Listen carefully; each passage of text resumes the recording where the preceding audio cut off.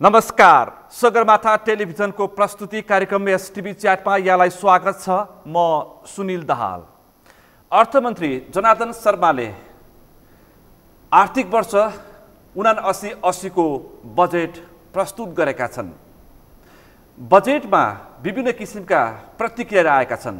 सत्तापक्षले budget सामान्यतया ठिकै रहेको प्रतिक्रिया दिएको छ भने सत्ता बाहिर रहेको प्रमुख प्रतिपक्ष नेकपा एमालेका अध्यक्ष केपी शर्मा ओलीले गन्तव्यहीन बजेट भनेर टिप्पणी गरेका छन्। विशेष गरी अहिलेको मुलुक जुन आर्थिक सङ्कटमा फस्दैछ भनेर विश्लेषण र चिन्ता व्यक्त गरेको अवस्थामा के साँच्चै यो बजेटले चिन्तामुक्त गर्छ भन्ने प्रश्न विशेष रूपमा उठेको छ। किनकि विश्वमा नै आर्थिक मन्दीको चपेटा छ, त्यसको प्रत्यक्ष मारमा नेपाल पनि पर्दैछ र पछिल्लो समय त श्रीलङ्काको दृष्टान्त पेश गरेर मुलुक आर्थिक रूपमा सङ्कटमा फस्छ भन्ने दाबीहरू पनि प्रस्तुत भइरहेका छन्। र त्यो सँगसँगै यो बजेटले त्यसलाई परास्त गर्न सक्छ, अहिलेको मूल प्रश्न नै यही नै हो। त्यो सँगै सरकारले प्रस्तुत गरेको बजेट निर्वाचनमुखी भयो भनेर पनि केही पक्षले टिप्पणी गरेका छन् कि साँच्चै नै सरकारले विगत जस्तै बजेट वितरणमुखी नै बनाएको हो त? यो प्रश्न पनि अहिले उब्जिएको प्रश्न हो। समग्र बजेटको चर्चा गर्दाखेरि यसपटक कृषिमा अत्यन्तै जोड दिएको छ। यसअगाडि स्वास्थ्यमा दिएको थियो, भौतिकमा दिएको थियो, तर यसपटक कृषिलाई अत्यन्तै महत्त्वका साथ बजेट प्रस्तुत भएको छ। झन्डै 55 अर्ब रुपियाँ पुगेको छ र गत आर्थिक वर्षको तुलनामा 10 अर्ब रुपियाँ थपिएको छ।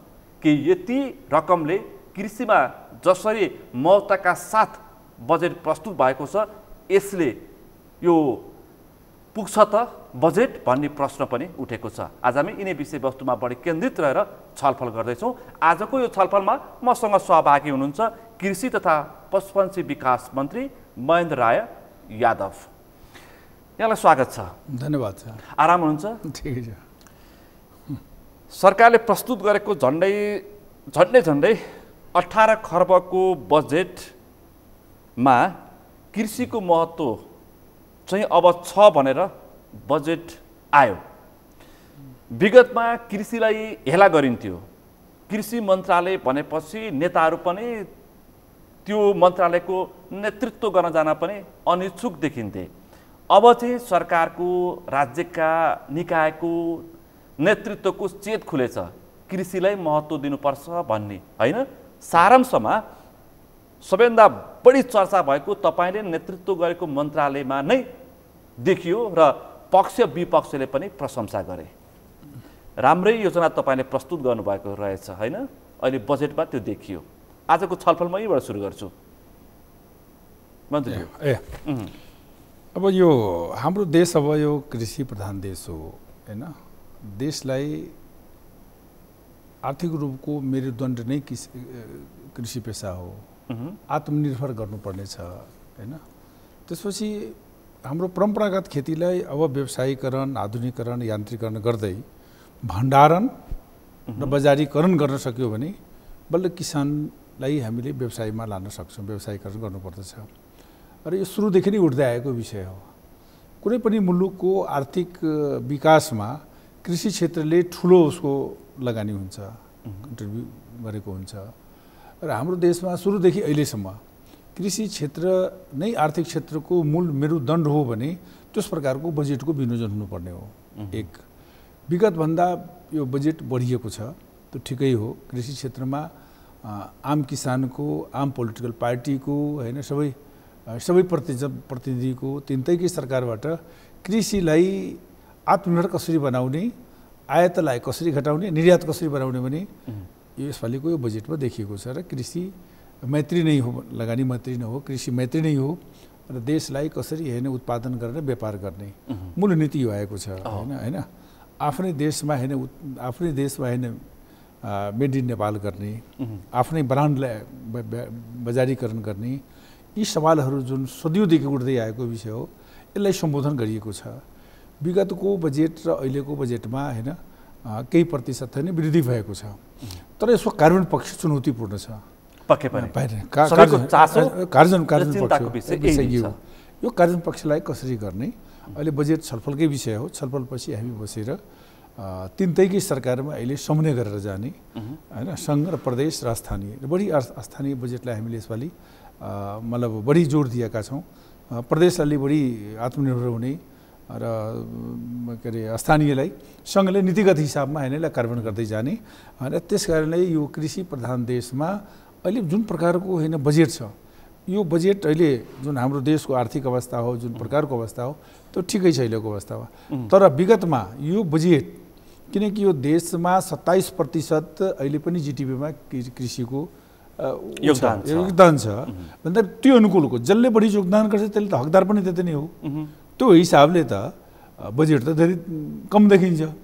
अझै पनि होइन न, महत्त्वका आधारमा, आवश्यकताको आधारमा कृषिमा जुन अहिले भनिएको छ कि आयात प्रतिस्थापन गर्नको लागि मुख्य नै कृषि हो भनेर राज्यको चेत खुलेको अवस्थामा अझै पनि बजेट अपुग हो कि भनेर एक पक्षले पनि तर्क गरेका छन्। यसो छ अहिले जुन बजेट छ, देशको जुन अवस्था छ, अहिले अन्तर्राष्ट्रिय स्तरमा जुन प्रकारको मुद्रा स्थिति देखिएको छ होइन, विभिन्न प्रकारको होइन यो कोभिड-19 कारणले जुन अर्थव्यवस्था विश्वमै नै अहिले चरमराएको अवस्थामा नेपाल पनि त्यसबाट अलग छैन। नेपालको पनि आफ्नै अवस्था छ। तर पनि अहिले जुन वृद्धि भएको छ र यसमा खास गरिकन अर्थमन्त्रीजीको धेरै पोजिटिभ नै रह्यो होइन। अर्थमन्त्रीको पोजिटिभ नै, उहाँलाई त धन्यवाद दिन चाहन्छु। कमसेकम कृषि क्षेत्रलाई उहाँले यत्रो गम्भीरता साथ लिनुभयो र यहाँसम्म बजेट आयो। तर पनि आउने दिनहरूमा यो क्षेत्रलाई प्राथमिकतामा राख्नुपर्ने हुन्छ। यसले मुलुकको होइन सर्वाङ्गी विकासको लागि र सबै क्षेत्रमा यसले चाहिँ एउटा कृषि क्रान्ति गर्ने नै हो। कृषि उत्पादन बढ्यो भने देशको धेरै व्यापार घटा गर्छ। अहिले व्यापार घटामा कृषि क्षेत्रबाट जुन प्रकारको खाद्यान्नको र विभिन्न माग वस्तुहरूको कृषि क्षेत्र नै हो। त्यस कारण बजारलाई पनि के अरे आयातलाई पनि न्यूनीकरण गर्ने, निर्यात पनि गर्ने यही ठाउँ हो अहिले हाम्रो कृषि प्रधान देशमा। त्यस कारणले यो बजेटहरू जुन आएको छ त्यो एकदम समय सापेक्ष देशको अर्थव्यवस्थाले। तर विगतमा यो बजेट, किनकि यो बजेटको भोल्युम किन बढाउनु पर्ने हो भने अहिले मल खादको समस्या छ होइन। मल खादको अहिले मूल्य धेरै अभिवृद्धि भएको छ होइन। यो करिब 8-9 महिनामा अहिले 800-900 मेट्रिक टनको अहिले यो युरिया खाद छ होइन। त्यसरी डिएपी अहिले नेपालमा अहिले आजको दिनमा 135 रुपियाँ केजी पर्छ र किसानलाई दिनुपर्ने सब्सिडी 15 रुपियाँ हो र ठुलो सब्सिडी गभर्मेन्टको जान्छ। त्यस कारणले यो 15 अरब रुपियाँ जुन छुट्याइएको छ र हामीलाई अहिले चाहिएको छ होइन 4 लाख मेट्रिक टन होइन, अहिले युरिया चाहिएको छ। त्यो हिसाबले जोड्दाखेरि यो 15 अरब जुन पैसा छ नि यसको भोल्युम बढ्ने हो। नपुग जस्तो देखियो। नपुग विगतमा पनि रासायनिक मल खरिदका लागि जति छुट्याइएको थियो अहिले 15 अर्ब रुपियाँ बजेटमा विनियोजन गरिएको छ। यो रकम चाहिँ अपुग जस्तो देखिन्छ मूल्य वृद्धिको कारणले। विगतमा यो पछि उचित नै थियो। यसले पनि होइन, त्यो मूल्य करिब 300-350 मेट्रिक टन थियो, अहिले 850-900 मेट्रिक टन भइसकेको छ। भन्दाखेरि मूल्य वृद्धिले पैसा त्यति नै हो, त्यो भोल्युम बढ्ने स्थिति छ। एउटा कोरोनाको कारण, एउटा रसिया र युक्रेनको युद्धको प्रभाव, अन्तर्राष्ट्रिय दबावको बीचमा आएको यो बजेट अपुग जस्तो देखियो। त्यसकारणले ठिकै छ अहिले जुन बजेट छ उत्पादन क्षेत्रमा हो र मल बिना कुनै पनि क्षेत्रमा उत्पादन हुने स्थिति छैन। त्यसकारणले मल अहिले हाम्रो लागि जुन समस्या देखिएको छ, त्यसकारणले यी बजेटहरूमा जुन आएको छ त्यसले कार्यान्वयन पक्ष महत्त्वपूर्ण कुरा हो। अरू धेरै कुराहरू समेटिएको छ। यो बजेटको सबभन्दा सुन्दर पक्ष के हो भने प्रत्येक गाउँपालिकामा हामीले एउटा बिएसीलाई नियुक्ति गर्ने, स्थानीय नै गर्ने होइन। 300 गाउँपालिकामा होइन भेटनरी डक्टरहरू राख्ने जहाँले कता सम्भावना छ त्यो त्यहाँबाट आएको छ। र भविष्यमा हामी सबै गाउँपालिकामा होइन भेटनरी डाक्टरहरू राख्ने र पशुजन जुन छ नि अहिले 2 लाख होइन गाई भैँसीलाई हामीले अब त्यसलाई प्रजननको प्रक्रियाबाट अगाडि बढाउने, दुधालु बनाउने, यी सवालहरू जुन उठेको छ नि, त मलाई लाग्छ कि बजेटले जुन सङ्केत गरेको छ, इङ्गित गरेको छ, त्यो नेपालको इतिहासमा प्रथमबार यसरी यो बजेट आएको छ। नेपालकै इतिहासमा प्रथमबार आएको छ। त्यसकारण यसलाई कार्यान्वयन गरेर खास गरिकन स्थानीय सरकार हो, प्रदेश सरकार हो र सङ्घ सरकारले समन्वय गरेर उठाएका जुन बजेटमा एलर्ट गरेका बजेटहरूलाई कसरी कार्यान्वयन गर्ने सवाल महत्त्वपूर्ण हो। त्यसकारण नीति कानुन र हामीलाई अहिले के चाहिन्छ भने कृषि एउटा नीति चाहिन्छ अहिले हो। कृषि नीतिको हामी तयारीमा छौँ। अहिले स्थानीय प्रदेशबाट यहाँ आउँदैछ एउटा कृषि नीति। हामीले विगतमा 20 वर्ष थियो, अहिले हामीले अब एउटा कृषि नीति बनाऊँ र त्यो नीतिको मार्गदर्शनमा देशलाई अगाडि बढाऊँ हैन। यी सबैहरू बजेटमा जुन राखिएको छ यसले मलाई चाहिँ एउटा राम्रो भविष्य चाहिँ कृषि क्षेत्रमा हैन निर्माण हुन्छ र यसले कृषि क्षेत्रमा किसानहरूलाई पनि अब जुन प्रकारको खेती परम्परा हो अब यसलाई व्यवसायीकरण गर्नुपर्छ। तपाईको अहिलेको मुख्य चुनौती नै त्यही नै हो। परम्परागत कृषिमा आधारित हुने कि अब कृषिलाई व्यापक रूपमा औद्योगिकरण गर्ने, अहिलेको तपाईको मुख्य चुनौती त्यो हो। त्यसको लागि तपाईको खास योजना के छ? हुन त यहाँ आगामी आर्थिक वर्ष आत्मनिर्भरताको लागि कृषि उत्पादनको राष्ट्रिय अभियान वर्ष मनाइने भन्न बजेटमा नै उल्लेख गरिएको छ। यति मात्र होइन, मुलुकको मूल अर्थतन्त्रलाई आत्मनिर्भर बनाउन र निरपेक्ष गरिबीलाई अन्त्य गर्न कृषिलाई बढी जोड दिने भन्न बजेटमा उल्लेख गरिएको छ। अहिले त्योभन्दा बढी चर्चाको भनेको चाहिँ प्रधानमन्त्रीको संयोजकत्वमा विभागीय मन्त्री सहितको उच्च स्तरीय संयन्त्र निर्माण गर्ने। यसरी कृषिको रूपान्तरणको अभियानको लागि राज्यले जुन किसिमको चाहिँ एउटा 3वटा स्थानीय तहलाई 5 करोडको दलले प्रोत्साहन अनुदान उपलब्ध गराउने लगायतका विषय जोड्दाखेरि चाहिँ अब चाहिँ ठोस कृषि मन्त्रालयसँग चाहिँ प्रत्यक्ष कृषक र मुलुकको मूल अर्थतन्त्रलाई जोड्नको लागि ठोस योजना के छ? होइन, ठोस योजना के हो भने खेतीलाई चक्लाबन्दी गर्नुपर्ने हुन्छ। सरकारको नीति 3 प्रकारको हो, सहकारी, निजी र सामूहिक खेती। यो 3टै प्रक्रियालाई हामीले कृषि क्षेत्रमा प्रोग्राम अगाडि बढाउनु पर्दछ र किसान दाजुभाइहरूले यो प्रोग्राम अन्तर्गत ल्याउनु पर्दछ। अब खण्डीकरण खेतीले हुँदैन। अब कमसेकम 10 बिघा, 20 बिघा, 25 बिघा, 50 बिघा खेतीको अब सामूहिक खेती गर्ने, चक्लाबन्दी गर्ने। त्यहाँ त्यसो लगाइसकेपछि सरकारले त्यसलाई त्यहाँ बिजुलीको व्यवस्था गर्छ, त्यहाँ पानीको व्यवस्था गर्छ, त्यहाँ भण्डारणको व्यवस्था गर्छ। यसपालि हामीले भण्डारणको पनि 100वटा भण्डारण बनाउने। कतिवटा? 100वटा भण्डारण। 100वटा भण्डारण। भण्डारण भनेको त्यो गोदाम घर हो। भण्डारण मतलब गोदाम घर एउटा, त्यो स्थानीय स्तरमा कृषि उपजलाई वस्तुलाई भण्डारण अथवा राख्नको लागि भण्डारण 100वटा देशभर तपाईहरु भण्डारण बनाउँदै हुनुहुन्छ। त्यो विगतमा पनि हामीले 18वटा गर्यौं हैन, यसपालि 100वटा गर्ने हैन, साझेदारीमा हो। र यो प्रोग्राम भइसकेपछि अब त्यो उत्पादन भएका जुन सामूहिक खेती गर्छ त्यो उत्पादन गरेका खेतीको मूल्य हामीले निर्धारण गर्छौं, सरकारले निर्धारण गर्छ। त्यो उत्पादन हामीले खरिद गर्ने, त्यसको बजारीकरणको व्यवस्था सरकारले गर्ने। बजारीकरणको दायित्व नै सरकारले हो हैन। यसकारणले प्रत्येक गाउँपालिकामा हामीले कृषि एम्बुलेन्सको कुरा गरेका छौं। त्यहाँ भएको उत्पादनहरूलाई बजारीकरण ल्याउने हैन, त्यसले ल्याउनको लागि त्यहाँ बाटोघाटो पनि बनाउने, जुन गाउँपालिकाले जोडिएको छैन भने यी सबै विषयवस्तुहरूलाई सबभन्दा मूल कुरा के हो भने त्यो माटोको परीक्षण गर्ने, त्यहाँ कुन प्रकारको उत्पादन हामीले गर्ने। त्यहाँ अब सबै गाउँपालिकामा हैन, अब के अरे बिएससी हुन्छ, प्रत्येक वार्डमा जेटिए राख्ने कुरा भएको छ, भेटनरी डाक्टर राख्ने भएको कुरा छ।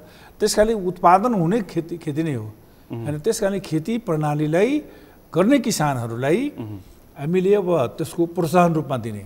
अब यसपालिदेखि अनुदान भन्ने शब्द छैन, अब प्रोत्साहन सहयोग गर्ने, जुन पेन्सन छ है फेरि हैन, म त आउँदैछु हैन, त्यसलाई प्रोत्साहन गर्ने।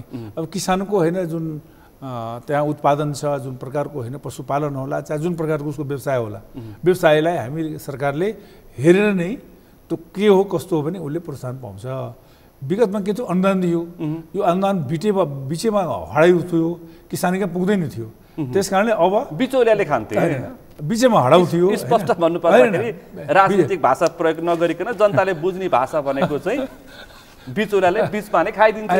अब त्यसको चाहिँ अन्त्य हुनु पर्यो कृषि मन्त्रीज्यू। अन्त हैन, त्यसै कारणले उत्पादन हेर्ने, त्यहाँ के छ उसको उत्पादनको हैन क्षमता, त्यो प्रोत्साहन हो। त्यो तपाईले राम्रो काम गर्नुभयो सरकारले प्रोत्साहन दिन्छ, तपाईले राम्रो काम गर्नु भएन सरकारले दिँदैन। हेर्ने अनि दिने, त्यो एउटा राम्रो स्थिति हो। र प्रत्येक प्रदेशमा 3-3वटा गाउँपालिका नमुना बनाउने त्यो आएको छ।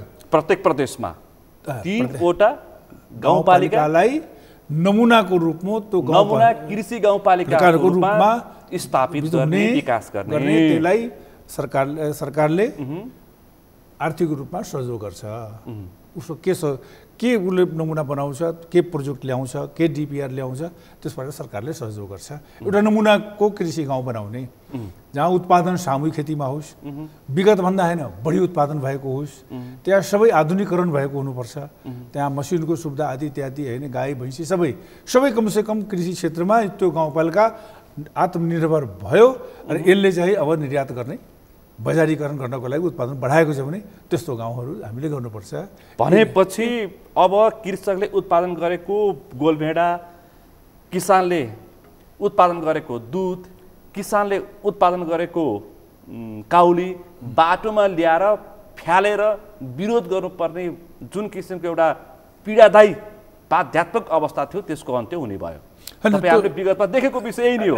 हैन त्यो अवस्था के भने विगतमा यो कोभिड-19 को कारणले पनि एउटा समस्या भयो। हैन मन्त्रीज्यू, त्यसभन्दा अगाडि पनि यस्ता दुःखद समाचार हामीले बताउन बाध्य हुनु परेको थियो। ठिकै छ। अनि त्यसको दुईटा अवस्था भयो। कोभिड-19 मा यसको बढी प्रभाव देखियो। त्यति बेला पनि दुधको जुन होलिडे हो हैन, नेपाल सरकारको डिडिसीले सबैले खरिद गरे के हो, त्यति बेला प्राइभेटहरू छोडे।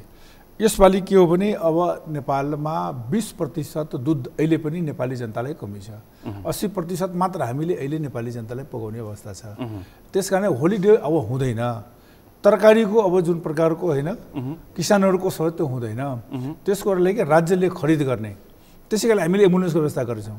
राज्यले स्टक गर्ने, त्यसमा पनि अब हामीले अर्ग्यानिक कृषि बजारलाई र कृषि उत्पादनलाई र तरकारीलाई व्यवस्थापन गर्ने, त्यसलाई चाहिँ निर्यात गर्ने प्रकारको सबै पुनर्संरचनामा यो सबै व्यवस्थापन गरेर अब नेपालमा किसानको होलिडे हुँदैन, किसानको तरकारीको होइन कुनै प्रकारको होइन समस्या हुँदैन, कुनै प्रकारको टमाटरको हुँदैन।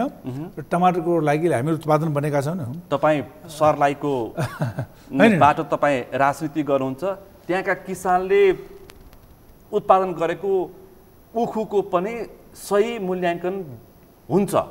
उनीहरूको जुन किसिमको एउटा आँसु बग्छ प्रत्येक वर्ष, सर्लाहीदेखि काठमाडौँको माइतीघर मण्डलासम्म आएर उनीहरूले आँसु बगाउँछन्, जाडोमा धर्ना बस्न बाध्य हुन्छन्, त्यसको पनि अन्त्य हुन्छ। देशभरिको किसानलाई यसपालि अन्त भयो। कुनै किसानले होइन उजुरी गर्न मलाई पैसा पाएन। अहिलेसम्म जति किसानले उत्पादन गरेको छ मिलेर जो पैसा पेमेन्ट गरेको छ, एकजना किसानले होइन मैले पैसा आएछ भन्ने स्थिति छैन। उखु किसानले मूल्य पाउँछन् होइन पाइसक्यो, पैसा पाइसक्यो, कसैको उधारो छैन। होइन अस्ति नै मैले सबै उखु किसानहरूसँग सोधेँ अनि यहाँको के अरे उद्योगपतिहरूसँग सबै पैसा पेमेन्ट छ। अब सरकारले यसपालिको बजेटमा भनेपछि अब भारत र पाकिस्तानबाट चिनी ल्याएर होइन चिनी होइन पहिले किसान हो, किसान त्यहाँ पनि जोडिन्छ नि त फेरि। त्यसमा पनि आउँछु। यसपालि हाम्रो मन्त्रालयले किसानहरूलाई उखु किसानहरूलाई करिब 71-72 करोड रुपियाँ दियो। यसपालि अलिकता क्रसिङ बढेको छ, 81 करोड रुपियाँ बजेट छुट्याएको छ। र हामीले के सोचेका छौँ भने यसपालि बजेट भयो, यसपालि नै किसानलाई दिने होइन, किनकि यस वर्षमा किसानले पैसा पायो भने यो अनुदानमा नै 23 सालमा पाओस्। विगतमा के थियो भने यसपालिको किसानले मुखबाट पायो अनि किसानले अर्को सालमा पाउँथ्यो। हाम्रो प्रयास के छ भने यसपालि नै दिने, यो महिनाभित्र त्यो हाम्रो प्रयास छ। अर्थ मन्त्रालयसँग कुराकानी भइरहेको छ। अब यो के हुन्छ, यो बजेटपछि हामीले किसानलाई दिने, त्यस कारणले अनुदान यसपालि 81 करोड रुपियाँ हो। दोस्रो उखुको समस्या भनेको विगतको समस्या हो। अहिले पनि भारतभन्दा 50 रुपियाँ नेपाली क्विन्टल बढी छ नेपालमा उखुको मूल्य। अहिले आजको दिनमा छ। यति किसानले कहिले उखुको मूल पाएको थिएन। अहिले भने 3 प्रकारको उखुको मूल हुन्छ इन्डियामा होइन, त्यहाँभन्दा 50 रुपियाँ बढी छ हाम्रो यहाँ नेपालमा छ। यो यथार्थै कुरा हो होइन। तपाईँले यसलाई अनुसन्धान सोधपुछ गर्दा हुन्छ। तर के हो भने किसानको उखुको नस्लमा परिवर्तन छैन। हामी चाहन्छौँ कि उखुको नस्लको परिवर्तन प्रजनन गरेर अहिले अब हाम्रो नेपालको उखु भनेको 8-9 रिकभरी दिन्छ जम्मा। अब हामीले चाहियो 10-11 को रिकभरी। त्यसकोले उखुको गुणवत्ता परिवर्तन गर्नुपर्ने हुन्छ। राम्रो नस्लको उखु ल्याएर किसानहरूलाई दिनुपर्छ। कहिले पनि नेपालको किसानहरूलाई उखुको लागि कुनै व्यवस्था थिएन। यसपालि प्रत्येक गाउँपालिकामा जहाँ उखु हुन्छ भने बोर्डिङको लागि डिप बोर्डिङको लागि 10 लाख रुपियाँ छुट्याइएको छ, किनकि उखुमा पानी चाहिन्छ बढी होइन। होइन बढी पानी चाहिन्छ। त्यसको लागि यसपालि सबै गाउँपालिकामा बजेट छुट्याएको छ। सबै गाउँपालिकामा यसपालि होइन कृषि पहिचानको लागि सबै गाउँपालिकामा बजेट छुट्याइएको छ। कृषि पेन्सनको कुरा उठाइएको छ होइन। कृषि पेन्सनको के हो भने म तपाईँसँग आउँछु। यसपटक बजेटमा अत्यन्तै महत्त्वको साथ राखिएको कृषि क्षेत्रको बजेटमा धान, मकै, गहुँ र तरकारीको आयात 30% घटाइने, आयात घटाइने। ठिक हो। सबभन्दा हामी कुनै सबै धान अथवा चामल निर्यात गर्थ्यौँ, अब किनेर खान बाध्य छौँ। हामी कृषि प्रधान देश। एउटा दृष्टान्त मात्रै पेश गरेको, मन्त्रीले बाँकी स्पष्ट पार्नुहोला। किसानसँग सरकार कार्यक्रम अन्तर्गत किसान हित कोष स्थापना गरिने अत्यन्तै महत्त्वपूर्ण सान्दर्भिक छ। यदि लागू भयो भने प्रधानमन्त्री कृषि आधुनिकीकरण कार्यक्रम पुनर्संरचना गरिने, यो 2073 सालदेखि 72 सालदेखि लागू हुँदै आएको छ। यसलाई परिमार्जन गर्ने प्रयास भएको छ।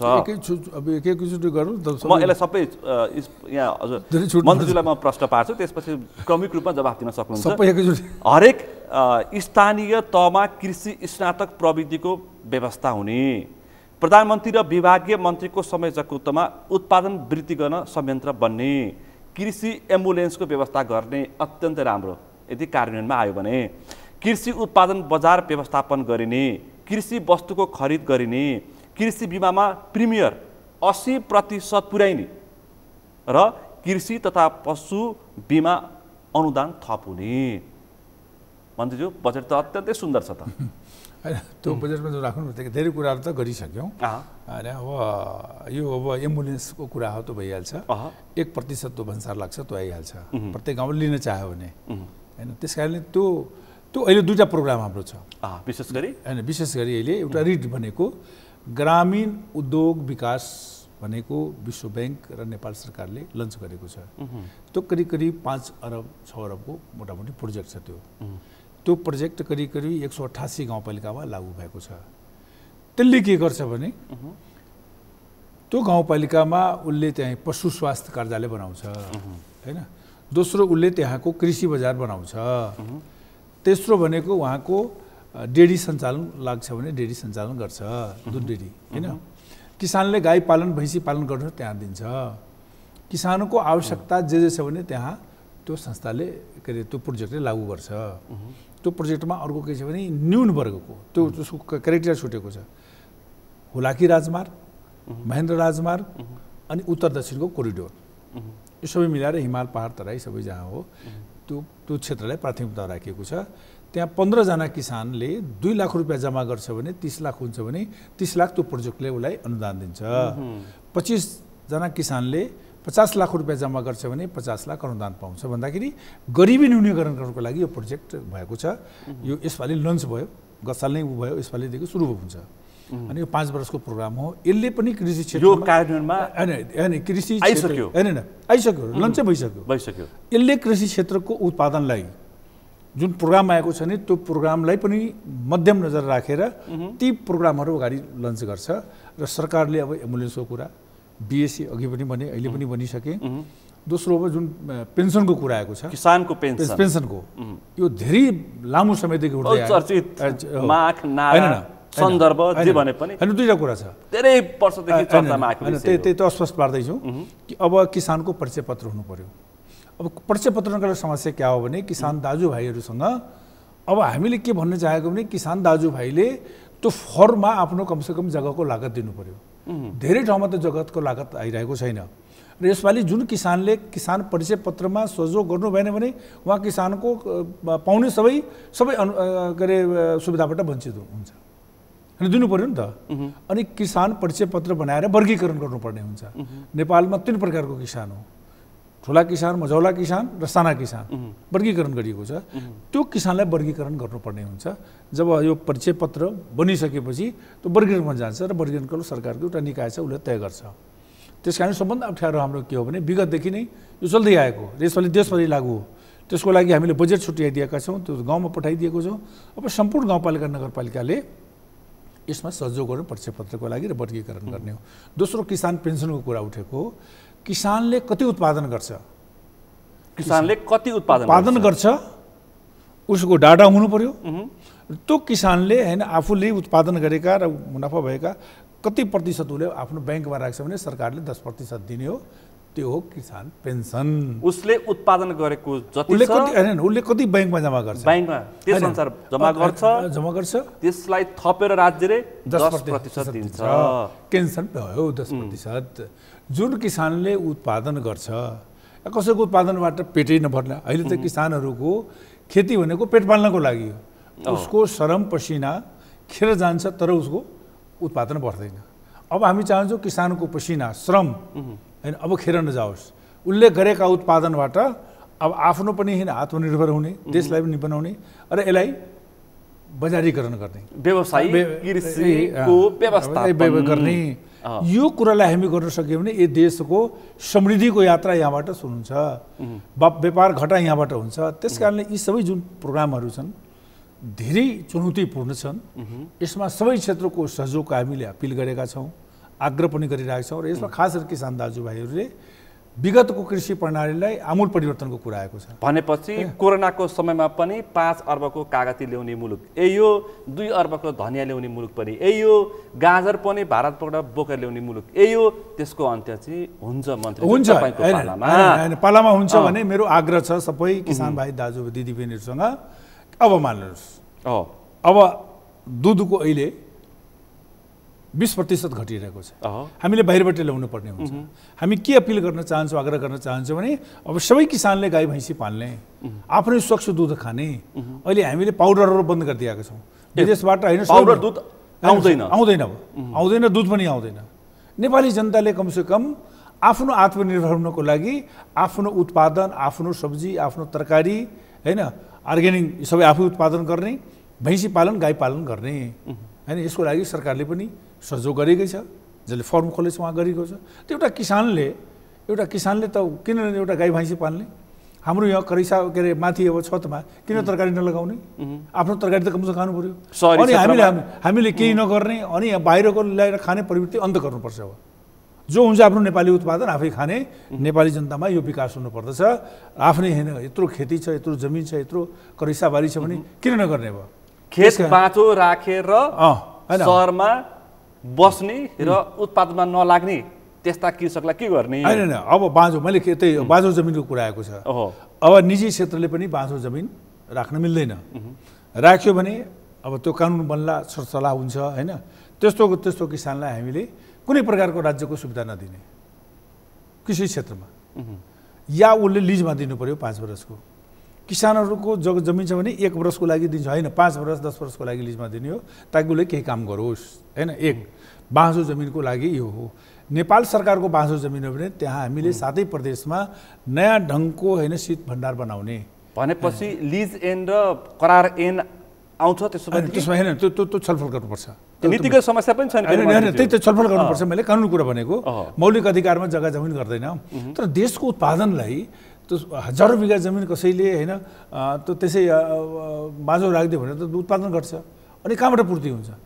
सबै बाँझो नराख्न पाउने व्यक्तिले पनि नराख्नु पर्ने। नेपाल सरकारको जति जग्गा छ त्यो सबै जग्गामा हामीले यसपालि चाहिँ त्यहाँ खेती प्रणाली अगाडि बढाउने। जस्तो अहिले कर्णाली प्रदेशमा डोल्पामा 1 लाख हेक्टर जमिन छ हैन।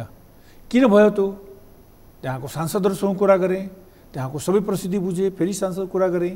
त्यहाँ गरिबीको मूल कारण के रहेको छ भने एक त जनसङ्ख्या कम बसोबास त्यति बेला हैन। 40-50 वर्ष एउटा डोल्पामा 10-20 हजार मान्छे थियो पुरै डोल्पाभरि। भूगोल त ठुलो छ। अनि त्यहाँ त जो मान्छे त्यति नै जग्गा तय नापीमा गयो, बाँकी सबैसँग त्यहाँ वन लेखिदिएको छ, बुटबुटेन केही छैन, वन लेखिदिएको छ। अब ती जमिन कृषि मन्त्रालय र वन मन्त्रालय मिलेर ती क्षेत्रका लाखौँ हेक्टर जमिन त्यहाँ छ, लाखौँ हेक्टर जमिन त्यहाँ छ। त्यो जमिनलाई कसरी उपयोग गर्ने, त्यहाँ के चाहिन्छ किसानलाई, सबै सरकारले सुविधा दिने। लाखौँ हेक्टर जमिन डोल्पामा हामीले उत्पादन गर्न सक्यो भने यहाँबाट चावल धान किन पठाउनु पर्यो?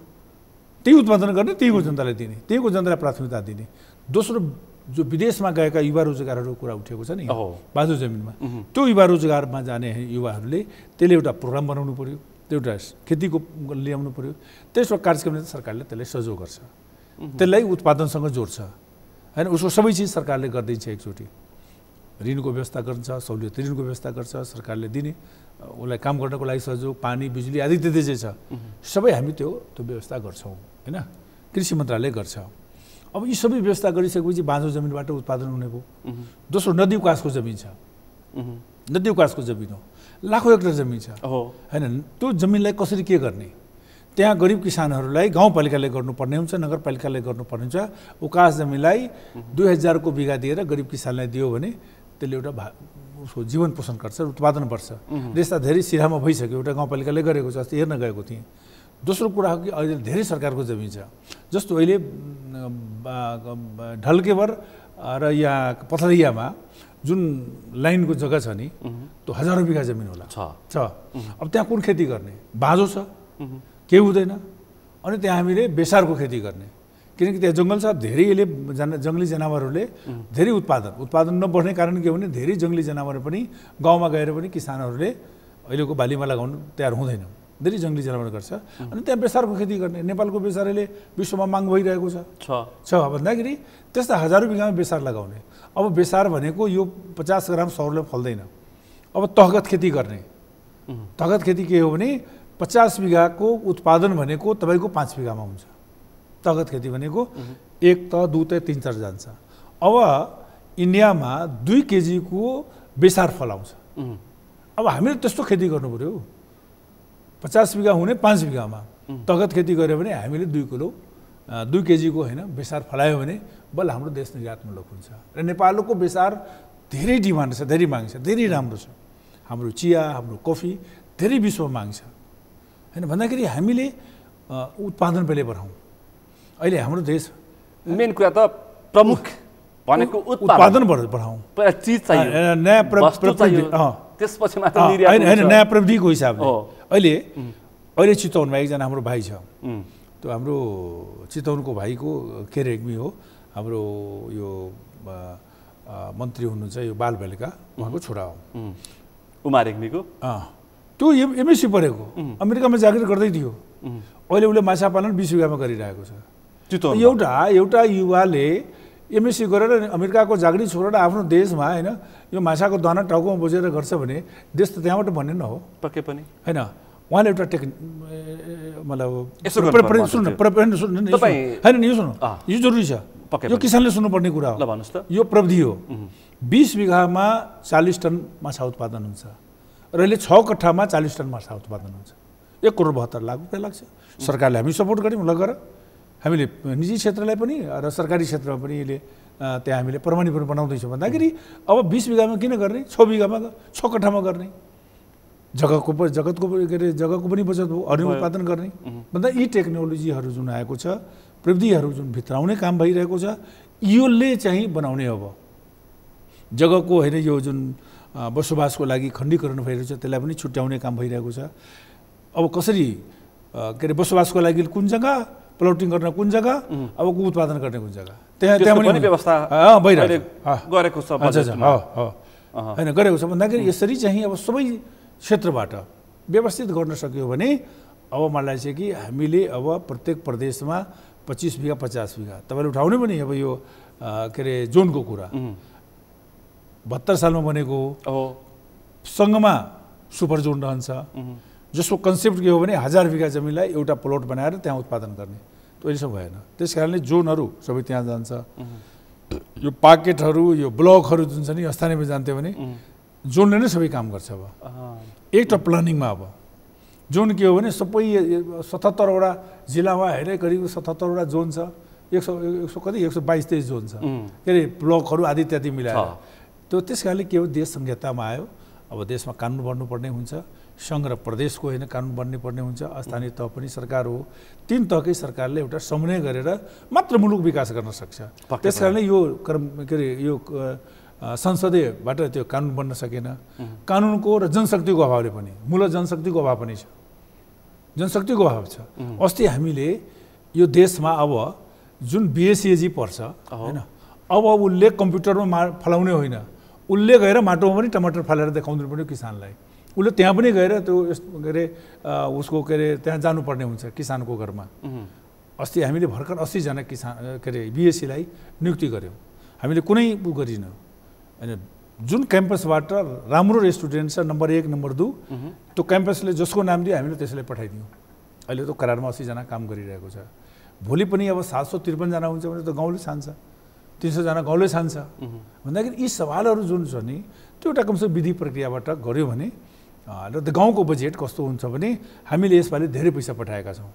हामी चाहन्छौँ नगरपालिका गाउँपालिकाले यो अभियानलाई गाउँसँग जोड्नुपर्ने हुन्छ, वार्डसँग जोड्नुपर्ने हुन्छ। वार्डमा होइन राखे नै अहिले जेटीहरू सबै गाउँपालिकामा छ, वार्डमा पनि जेटी दिने, यी प्रकारका कृषिमा होइन अधिकतम भन्दा अधिक लगानी गर्ने कुरा गर्दाखेरि मन्त्री त लगानी बढ्छ। सबै जुन हामीले धेरै विषय प्रसङ्ग जोड्यौँ तर पनि हामी फेरि मैले जोड दिएँ कि परम्परागत कृषिको हामी कर्मकाण्डी गर्दै आएका छौँ नि।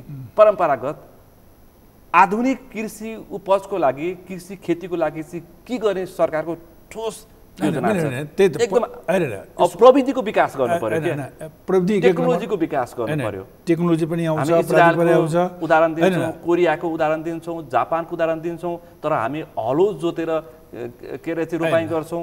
होइन अहिले के छ भने अब धेरै कस्तो छ भने अब ट्र्याक्टर खेती गर्नको लागि त 10 बिघा खेत चाहियो, एक प्लट चाहियो नि चाहियो। अब हामीसँग 1 बिघा खेत हुन्छ, 10 कट्ठा हुन्छ भने त्यहाँ कसरी त्यो नयाँ प्रविधि जान्छ या हाते ट्र्याक्टर जान्छ। हामीले हाते ट्र्याक्टर पनि गर्ने हो, तर खेती प्रणाली भनेको सामूहिक गर्नु पर्यो। अब जसको 5 कट्ठा खेत छ, 25 बिघा खेत छ, 5 कट्ठा हुन्छ नि, एउटा सामूहिक खेती प्रणालीले नै सबैले साझा लगानी लगाउने, साझा फाइदा लिने, यो प्रक्रियालाई हामीले बढाउन सक्यो भने उत्पादन हुन्छ। बजेटमा 10 ठाउँ भनेको छ, 20 ठाउँ भनेको छ कि कृषिलाई आधुनिकीकरण गरिने भनेको छ। गरिने नै हो। अहिले धेरै आधुनिकीकरण भएको छ होइन। हाम्रो देशमा आफै होइन यान्त्रिकरणको लागि धेरै ठाउँमा अहिले त्यो प्रक्रियाहरू अगाडि बढेको छ, धेरै उत्पादन पनि भइरहेको छ। तर धान काट्नु पर्यो भनेदेखि व्यक्तिले काट्नु पर्छ, एउटा मेसिन छैन हामीसँग। होइन अहिले आएर सुन्नु, साधारण दृष्टान्त इक्जाम्पल मात्रै मैले प्रस्तुत गरेको। खेती धान काट्नको लागि त प्लट चाहियो नि, धान काट्नको लागि 10 कट्ठामा हुन्छ मसिन। सामूहिक रूपमा त काट्न सकिन्छ नि। होइन सामूहिक रूपमा, त्यही मैले सामूहिक रूपमा खेती प्रणाली गर्नु पर्यो। 10 बिघा, 5 बिघा, 25 बिघा, 50 बिघाको जति ठुलो सङ्ख्यामा खेतको भोल्युम हुन्छ त्यति उत्पादन बढ्छ। अहिले अन्य देशहरूमा कसरी उत्पादन बढेको छ, हामीले अन्य देशको गर्छौँ। यहाँ के अरे इजरायलको कुरा गर्छौँ। इजरायलको यहाँ त पानीको कति व्यवस्थित छ, जति आवश्यक त्यति थोपाले पानी पुग्छ। त्यो बालुवामा होइन ढुङ्गामा चाहिँ फलाइरहेको छ। हाम्रो यहाँको त माटी हावा पानी त्यतै सुन फलाउने न हो। हामीले तरिका बुझ्नु पर्यो, तरिका जानेका छौँ। कार्बन कसरी गर्ने, किसान सम्बन्ध होइन यसमा होइन सक्रिय छ। किसान अरू हिमालमा के फल्ने प्रश्न छ, तराईमा के उत्पादन हुन्छ सबै थाहा छ, पहाडमा के उत्पादन हुन्छ सबै थाहा छ। समय, वातावरण, मौसम अनुसारको उत्पादन हुन्छ, तर हामी त्यसलाई व्यवस्थापन गर्न सक्दैनौँ। होइन त्यसको लागि यसो छ कि व्यवस्थापन गर्नको लागि के हो भने यसमा अब सबै क्षेत्रबाट यो प्राथमिकताको क्षेत्र हो। यो जनताको जीवनसँग जोडिएको हो। यो कृषि क्षेत्र भनेको तपाईँले अघि भन्नुभयो त्यो आफ्नो ठाउँमा हालेर सोच्नु छैन, तर नेपाली जनताको सबै पौष्टिक आहारदेखि लिएर होइन सबै खानाका सबै वस्तुहरू स्वास्थ्य मानव जीवनको रक्षा गर्ने यही हो होइन। त्यस कारणले यसलाई चाहिँ शुद्ध पिउने पानी, दुध शुद्ध हुनुपर्दछ। अन्य जुन मिसावटका सामानहरूलाई नियन्त्रण गर्नुपर्ने हुन्छ र आफ्नै देशको अर्ग्यानिक वस्तुहरूलाई हामीले आफै उत्पादन गर्ने, आफै पनि खाने र देशलाई गर्ने। जस्तो मन्त्री यसो भनिरहँदाखेरि मैले एउटा प्रश्न मैले थाहा पाएदेखिको देखेको समस्या तत्काल मल खाद र बिउ बिजनको जुन समस्या, अब आज कति गते जेठको होइन मध्य भागमा छौँ हामी, असार लाग्न लागिसक्यो, किसानले मल नपाएको दुखेसो फेरि समाचार कति बनाउनु पर्छ। मन्त्रीज्यू मैले पहिले नै अब असार जेठमा नै यो प्रश्न गरेँ, सुरु भइसक्यो चर्चा। अर्ग्यानिक मलको कुनै हामीले महत्त्व दिएका छैनौँ, रासायनिक मल हामी कहिले पाउँदैनौँ। अनुदानको विषयमा पनि यस्तो छ, भारतले पुरा दिँदैन। अहिले अन्तर्राष्ट्रिय अहिले जुन किसिमको बजार तलमाथि भएको छ। अझ भन्नुपर्दाखेरि रसिया र युक्रेनको समस्याले गर्दाखेरि मल नपाउने अवस्था आउन सक्छ भनेर विज्ञहरू भन्दैछन्। अब के गर्ने? अहिले यसो 2-3 यसको विकल्प छ। अहिले पनि हामीले भारतसँग अन्तिम चरणमा छ हाम्रो। अन्तिम चरण सबै प्रक्रिया बुझेर अब उहाँबाट रेट आउने, हामीले तय गर्ने, ल्याउने कुरा भइरहेको छ। अस्ति पनि हामीले भारत भ्रमण जाँदाखेरि हाम्रो दुईटै देशको प्रधानमन्त्रीको बिचमा कुरा उठाएको हो। उहाँहरूले पनि हामी चाँडै उपलब्ध गराउँछौँ भन्नुभएको प्रक्रिया अघि बढेको छ। अब भारतले पनि के छ, आफ्नो उत्पादन त छैन, उसले पनि बाहिरबाट ल्याएर हामीले दिने हो होइन। चाइनाले निर्यात नै बन्द गरिसके, अन्य मुलुकहरू पनि निर्यात बन्द गरिसकेको छ। र हामी धेरै देशसँग पत्रचार गऱ्यौँ जिटिजुटको लागि, कुनै देशबाट त्यस्तो आएको छैन। एउटा समस्या छ, टेन्डर हामी गर्छौँ। अस्ति 20 गते टेन्डर भयो, त्यहाँ युरियाको टेन्डरै परेन, 27 गते पऱ्यो, त्यहाँ पनि टेन्डर पऱ्यो। अलिकता त्यहाँ समस्या छ, त्यो के गर्छ त्यो आफ्नो ठाउँमा हो। टेन्डर पनि नपर्ने अहिले के अरे 42 मन्त्रीज्यूलाई मैले सम्झाइहालेँ, यसमा पनि सेटिङ छ है। यो टेन्डरमा पनि केही मान्छेहरूको ले मात्रै यसलाई सेटिङमा राख्ने प्रयास गरेका छन्। हैन खुला हैन, यो ई-बिटिङ हुन्छ हैन, हैन सुन ई-बिटिङ हुन्छ। दुईटै प्रक्रिया, हाम्रो 70% हाम्रो कृषि सामग्री ल्याउने, 30% ल्याउँछ यो साल ट्रेनिङ। साल ट्रेनिङ अहिले 42,000 मेट्रिक टन ल्याउँदैछ। विगतमा तपाईँकै मन्त्रालय अन्तर्गतको कृषि सामग्री केन्द्रका प्रमुख चाहिँ अख्तियारको फन्दामा परेको पनि हामीलाई थाहा छ। हैन त ठिक हो, हैन त जसले गलत गर्छ भने ऊ जान्छ हैन। त्यहाँ नियम छ, कानुन छ, उसले गर्दा उसैको अधिकार हो, स्वायत्तता हो। त्यहाँ गलत गर्छ भने जान्छ होइन। अस्ति भर्खरै एकजना ठेकेदारको, यहाँ ठेकेदारहरू पनि त्यो हेर्नुहोस् गलत रवैया बाटोबाट आउँछ। अस्ति भर्खरै एउटा ठेक्का 22,000 को रद्दी गरिदियो। हामीले पनि ठिकै छ, कानुन सम्बन्ध जे हुन्छ गर भन्दाखेरि ठेकेदारहरू पनि के छ भने समयमा लिने, उसले समयमा नै ल्याउँदाखेरि आज ठेक्का लिन्छ भने 223 दिन लाउँछ उसले ल्याउनको लागि। हामी 30 दिनमा ल्याइदिउँ, 35 दिनमा ल्याउँदैछौँ भन्दै आएका छौँ। अलिक झन्झटिलो प्रक्रिया छ। त्यस कारणले सुरु आउनदेखि मैले के भने यो नेपालमा अब यो मल खादको लागि जुन प्रकारको तेलको व्यवस्थापन छ त्यसरी नै यसलाई स्वचालित मूलमा एउटा छुट्टै युनिट बनाउनुपर्छ। एक दोस्रो भएन भने जिटिजुट गर्नुपर्छ। जिटिजुट पनि सरकार टु सरकार गर्नुपर्छ। यो प्रक्रियामा लेन्दी प्रक्रिया हो। यसले कहिले नेपाली किसानलाई मल खाद समय पुर्याउँछ। केपी शर्मा ओलीको पालामा बहुचर्चित स्वदेशमा नै अथवा नेपालमा नै मल उत्पादन कारखाना स्थापना गर्ने भनेको थियो। कहाँ पुग्यो प्रक्रिया? हैन यसो छ, अहिले पनि 2-3 वटा धेरैको चासोको विषय छ यो। अहिले पनि त्यसको नेपाल सरकारले एउटा स्टडी गरेको छ। त्यो अहिले लगानी बोर्डमा छ। केही प्रस्तावहरू त्यहाँले छलफल विषय टुङ्ग्याएर अब दुईटा प्रकार छ। अब ग्यासबाट बनाउने कि पानीबाट बनाउने? हामीसँग बिजुली छ। बिजुली छ हैन, बिजुली छ भने बिजुलीको लागि त्यो स्टडी गर्दैछ। बिजुलीबाट हुन्छ बिजुलीबाट होस्, ग्यासबाट हुन्छ भने ग्यासबाट होस्। तर एउटा कुरा के हो भने, सत्य कुरा के हो भने हामी नेपालीलाई 10 लाखदेखि 12 लाख मेट्रिक टन चाहिन्छ। कुनै 12 लाख मेट्रिक टन हाम्रो आवश्यकता हो देशको। तर एउटा फ्याक्ट्री जो खरबौँ रुपियाँ लगानी गर्छ उसले त्यो उत्पादन गरेको बजारीकरण त उसले पाउनुपर्छ हैन। उसले 10 लाख 12 लाख त गर्दैन। उसले त कहीँ छिमेकी देश हो, चीन हो या भारत हो, उसले बजारको सुनिश्चित होइन त लगानी के गर्छ? एक हामीले नाफा हैन, उसले लगानी गर्ने मान्छे नाफा खोज्छ हैन, उसले बजार पनि पाउनुपर्छ। बजार पाउनुपर्छ त्यसको लागि उसले त अब लाखौँ मतलब 10 लाख 12 लाख हो त करोड टन उत्पादन गर्ला। त भोलि त उत्पादन गरेको वस्तुको बजार चाहिन्छ। यो समस्या हो हैन। यो समस्याको ग्यारेन्टी भएन भने कसरी गर्छ? दोस्रो हामीले 7 प्रदेशमा 2-2 लाख मेट्रिक टनको बनाऊ भने प्रयास गरेको। 5 वटा प्रदेश छ, हामीले 2-2 लाख मेट्रिक टनको कुनै प्रविधि भेटिदियो भने त्यही लगाउँ, त्यही प्रदेशमा भइहाल्छ। 10 लाख उत्पादन गर्ने हामीले आफ्नो देशको क्षमताको लागि। यी सवालहरू हामीले गर्दै गएका छौँ। दोस्रो मल खादको स्थिति भनेको अन्तर्राष्ट्रिय क्राइसिस हो। त्यसको लागि विकल्पमा हामीले अहिले 5 वटा प्रदेशमा, जस्तो अहिले कर्णाली प्रदेश भनेको पुरा अर्ग्यानिक प्रदेश घोषणा गरिसकेको छ। त्यहाँ हामीले 7 प्रदेशलाई यो प्रारम्भिक के अरे अर्ग्यानिक मल, प्रारम्भिक मल यिनको लागि हामीले बजेट छुट्याएका छौँ। यसपालि 7 प्रदेशमा त्यहाँबाट सुरु होस्, त्यही उत्पादन गर्ने, त्यही उसले निर्माण गरेर कम्पोस्ट मलहरू जे हुन्छ किसानहरूले सबै उत्पादन अगाडि बढाउने। दोस्रो अहिले नैनो युरिया, यो 6 महिना भइसक्यो। नैनो युरिया भनेको झोल पदार्थ हो। यो झोल पदार्थ होइन 800 रुपियाँ पर्छ 1 लिटरको। यसले 1 बिघाको खेतीलाई यसले नाइट्रोजन दिन्छ हैन।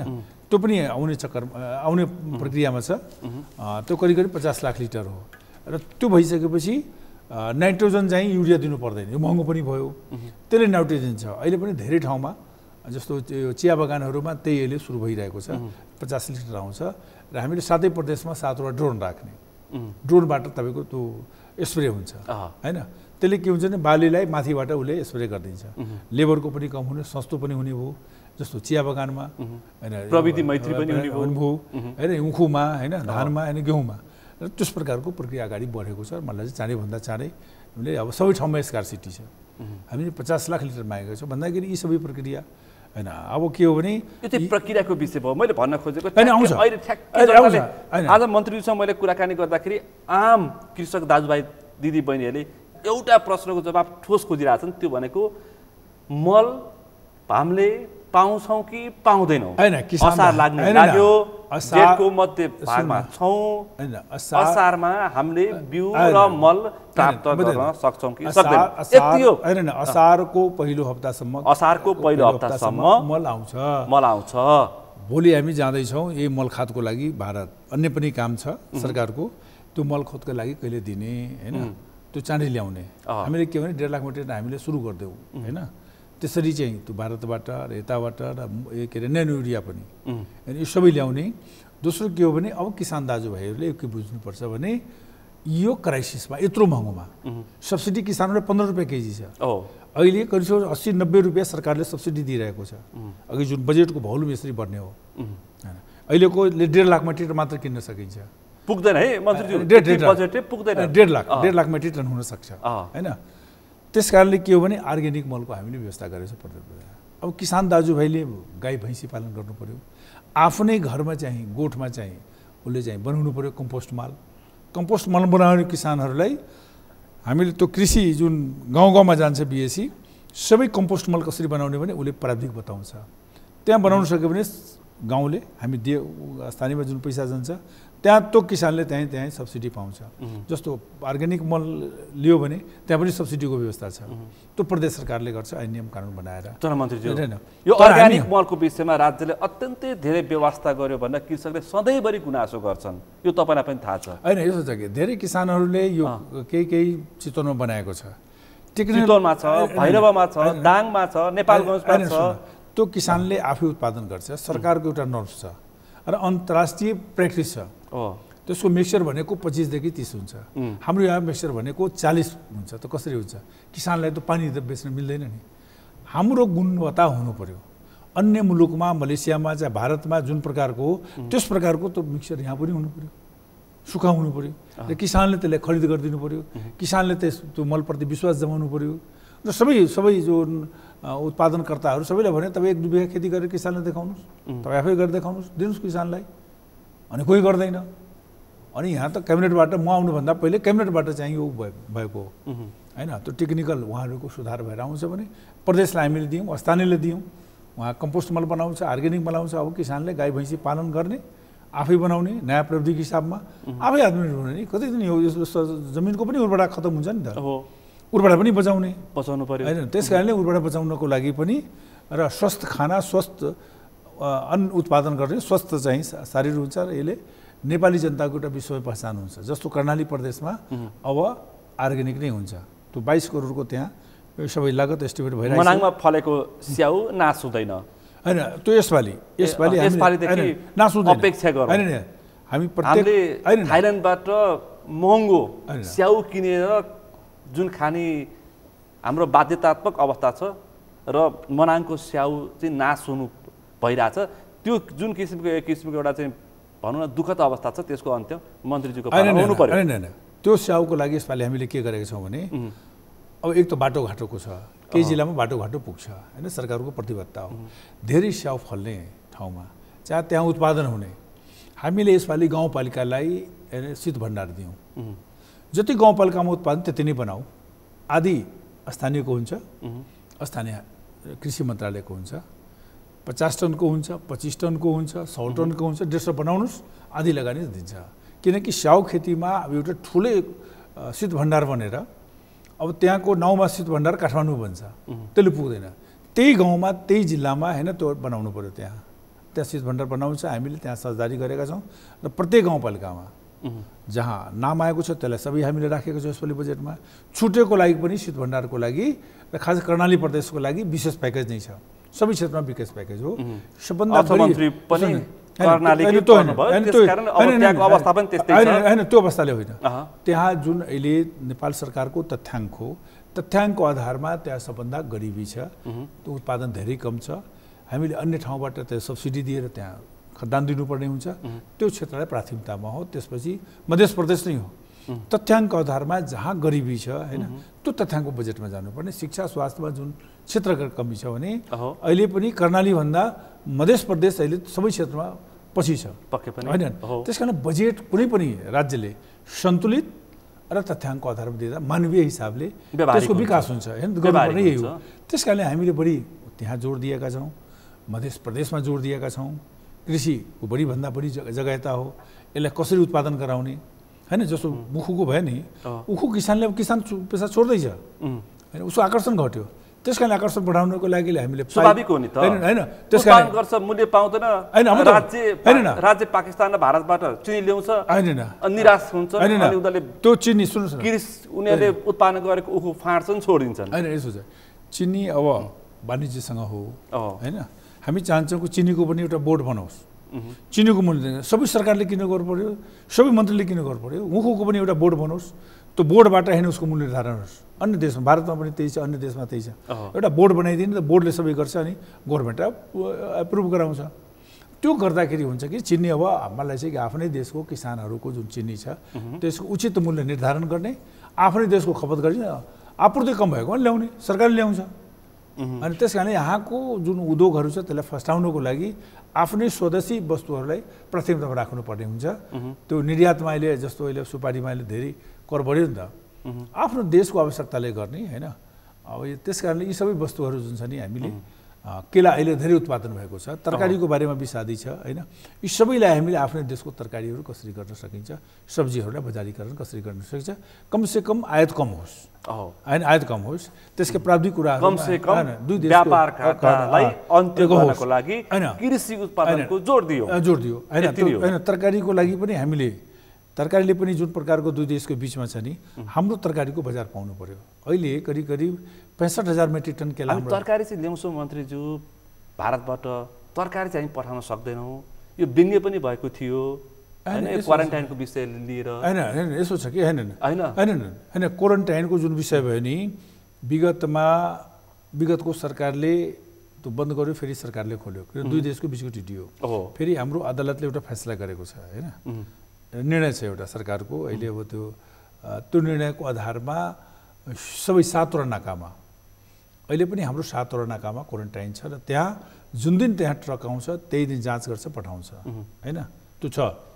अहिले पनि भारत सरकारको के हो भने हाम्रो तिरबाट जस्तो अब काकरभिटामा गयो भने हाम्रो चिया ऊ कलकत्ताबाट लिएर सर्टिफिकेट ल्याउनु पर्ने हुन्छ।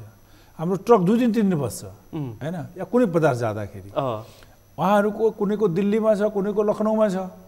अब हामी के चाहन्छौँ भने अब नेपाल र भारतको बिचमा जहाँ आइसिपी छ भने त्यहाँ उहाँहरूको क्वारेन्टाइन हुनु पर्यो र हाम्रो क्वारेन्टाइन हुनु पर्यो, एक त्यो स्थिति छ हैन। त्यस प्रकारको व्यवस्था गर्नु। तरकारी जन्य वस्तु हामी अब ल्याउने मात्र होइन कि अब निर्यात पनि गर्ने वातावरणको अवस्था सिर्जना गर्नु पर्यो। अहिले पनि तरकारी केही न केही निर्यात भइरहेको छ। अहिले पनि यो अरबियन कन्ट्रीहरूमा, यो दुबईहरूमा अस्ति त्यहाँ मैले यसो छलफल गर्दाखेरि केही हाम्रो अर्ग्यानिक उत्पादनका वस्तुहरू अहिले पनि अरेबियन कन्ट्रीहरूमा गइरहेको छ, तर त्यसको मात्रा कम छ, त्यसको धेरै प्रचार प्रसारमा छैन। हामीले धेरै उत्पादन गर्यो भने हामीले जहाजे पठाउने नहो। त्यसकारण अर्ग्यानिक खेतीप्रति बढी जोड दिएको छ। त्यस्तो प्रकारको तरकारी उत्पादन होस्। जस्तो अहिले केला हाम्रो अहिले 65,000 मेट्रिक टन हुन्छ हैन, त्यसको बजार त व्यवस्था भइरहेको छ हैन। अब त्यताबाट पनि केरा आउँछ। अब त्यहाँ के छ भने सरकारले धेरै सब्सिडी दिन्छ हैन, त्यहाँ किसानले उत्पादन गरेर सस्तो हुन्छ। हाम्रो यहाँ सब्सिडी कम छ। हाम्रो यहाँ श्रम पनि बढी हुन्छ हैन, लागत पनि बढी हुन्छ। अलिकता प्रतिस्पर्धा गर्नको लागि नेपाल सरकारले पनि सबै क्षेत्रमा हैन सब्सिडीको व्यवस्था गर्छ। नेपाली उत्पादनलाई व्यापारीकरण गर्नको लागि, निर्यात गर्नको लागि अब समय सापेक्ष हामीले सबै गर्दैछौँ। अहिले 2 अरबको छुर्पी अहिले विदेश गइरहेको छ। हामी ब्रान्डिङ गर्दैछौँ हैन, ब्रान्डिङ गर्दैछौँ हैन। त्यो सङ्ख्या बढ्दै जाने हो। त्यसको लागि दुधको आवश्यकता पर्छ र पश्चिम क्षेत्रमा हो। अहिले चौडी गाईको हामीले व्यवस्था गऱ्यौँ हैन। त्यसपछि हैन यो च्याङ्ग्राको लागि अनुदानै छ त्यहाँ। अहिले नेपालमा अब त्यो पश्मिना अहिले पोखरामा त्यो अब त्यसको फ्याक्ट्रीहरू बन्दैछ। अब नेपालको पश्मिनाको त्यो च्याङ्ग्राको ल्याइसकेपछि यही हुन्छ। हामीले 4-5 जिल्ला त्यसले बढ्ने हो। त्यसकारण सबै क्षेत्रमा नेपाल सरकारको साधन स्रोत भएका होइन अनुदानका के अरे विदेशबाट आएका होइन सम्झौता गरेका होइन जुन बजेट प्रोग्रामहरू छ त्यो लन्च भएर मलाई चाहिँ कि यस वर्षमा म सबै नेपाल किसान दाजुभाइहरूसँग दिदीबहिनी आग्रह गर्न चाहन्छु आफ्नै उत्पादनबाट हामीले कमसेकम 1 सालको खाना पाउनु पर्यो।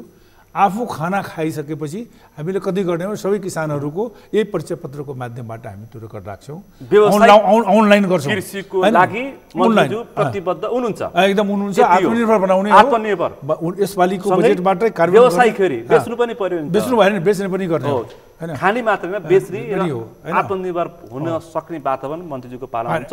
अनुदानको विषयमा म अन्तिम एउटा प्रश्न गर्छु। म यो अनुदान चाहिँ आफन्त वरिपरिका अलि पहुँचवालालाई मात्रै होइन कि सामान्य किसानको हातमा पनि अनुदान पुगोस् र उसले पनि काम गर्ने अवसर प्राप्त होस्। अन्तिममा मेरो प्रश्न यो सबैले सुन्नुपर्छ भनेर यो परम्परा जस्तै भइसक्यो, पहुँचवालाको लागि मात्रै अनुदान नहोस्, सिधा प्रश्न हैन। योभन्दा पहिले म सरकारमा आइसकेपछि पनि हामीले मन्त्रालयबाट प्रेस रिलिज गर्यौँ, अनुदान शब्द छैन। यसपालिको बजेटमा अनुदान शब्द कतै छैन। प्रोत्साहन हो। जुन किसानले उत्पादन गर्छ, जसले राम्रो काम गर्छ, जसले त्यो उत्पादन आफूभन्दा बाहिर ल्याउँछ, त्यसले प्रोत्साहन हामी दिन्छौँ। त्यो प्रोत्साहन पनि आफन्तले मात्रै होइन, आफन्तले कसरी पाउँदैन। त्यो फिल्डमा सर्वे हुन्छ। जस्तो अहिले यो जुन हाम्रो एनएलएसपी लागू भएको छ नि, त्यो त प्रक्रिया हो। त्यो प्रक्रिया जसले पाउँछ भने हुन्छ, यसमा कुनै आफन्त हुँदैन। यो अनुदानमा हुन्थ्यो अलिकता गडबड, अनुदान शब्द हट्यो होइन, नेपाली दाजुभाइले अनुदान हट्यो, प्रोत्साहन पनि शब्द आएको छ। प्रोत्साहन काम गरौँ, सरकार के यहाँ जान्छ हेर्छ, तपाईँको होइन मान्नुहोस् न 100 बाख्रा पालन गर्नुभएको छ, तपाईँको लागत यति हो, त्यो 100 बाख्रा हेर्छ, सरकारले कति दिन्छ, 100 दिन्छ कि 1000 दिन्छ, तपाईँको त्यही सरकारले त्यो प्रोत्साहन दिन्छ। यति हो। डाटामा मात्रै प्रोत्साहन भत्ता नजाओस्, प्रोत्साहन नजाओस्, डाटा देखाएर प्रोत्साहन दिने प्रचलन विगतमा पनि थियो अनुदानमा, त्यो नहोस् हैन। यसमा मिडियाको साथीहरू खास तपाईँलाई यस्तो कुनै प्रकारको कतै हो भने तपाईँहरू त्यो ठाउँमा गएर होइन हेर्नुहोस्, यो बजेटलाई कार्यान्वयन गर्नको लागि सबै मिडियाका साथीहरूले र यसमा कृषि क्षेत्रमा लेख्ने सबै पत्रकार साथीहरूले र आम नागरिक र सबै पोलिटिकल पार्टीहरूले होइन सबैले यो बजेटलाई होइन हेरोस्, यसलाई कार्यान्वयन गरोस् र सबैको साझा सहयोग होस् भने म आग्रह पनि गर्न चाहन्छु। हस् त मन्जु, अत्यन्तै व्यस्त समय तपाईँले प्रदान गर्नुभयो, सँगै अहिले जुन चासोको विषय यो बजेटले अत्यन्तै महत्त्वको साथ उठायो, कृषि र पशुपक्षी अथवा यो कृषि मन्त्रालयको विषय उठ्यो, त्यसकारण आज यो विषयवस्तुमा जनतालाई प्रश्न हुने गरी जवाफ दिनुभयो, प्रश्नको जवाफ दिनुभयो। यो समय र समाजलाई आभार व्यक्त गर्न चाहन्छु। ल धन्यवाद छ तपाईँलाई, यत्रो महत्त्वपूर्ण समय दिएर नेपाली किसान दाजुभाइमा यत्रो विषयवस्तु बजेटको जुन जानकारी भयो किसान दाजुभाइहरूलाई, त्यसकारण तपाईँहरूप्रति धेरै धन्यवाद दिन्छु। आज हामीले विशेष गरी सरकारले प्रस्तुत गरेको बजेट र त्यसमा निकै महत्त्वको साथ सत्ता पक्ष र प्रतिपक्षले समेत प्रशंसा गरेको कृषिमा अहिले जुन किसिमका कार्यक्रमहरू र बजेट छुट्याइएको छ, तिनै विषयवस्तुमा केन्द्रित रहेर नेपालका कृषक दाजुभाइ दिदीबहिनीले के पाउँछन् त? मल पाउँछन् कि पाउँदैनन्? बिउ बिजन पाउँछन् कि पाउँदैनन्? अनुदान अहिले जुन परिवर्तन भएको छ, प्रोत्साहन भत्ता कस्तो हो? यिनी विषयवस्तुमा केन्द्रित रहेर छलफल गऱ्यौँ। आजको यो छलफलमा मसँग सहभागी हुनुहुन्थ्यो कृषि तथा पशुपन्छी विकास मन्त्री महेन्द्र राय यादव। आजको विषयवस्तु यति नै। भोलि अर्को विषय प्रसङ्ग साथ एसटिभी च्याट ल्याउने बाचा गर्दै म सुनिल दाहाल पनि दिन चाहन्छु। सगरमाथा टेलिभिजन हेर्दै गर्नुहोला। नमस्ते।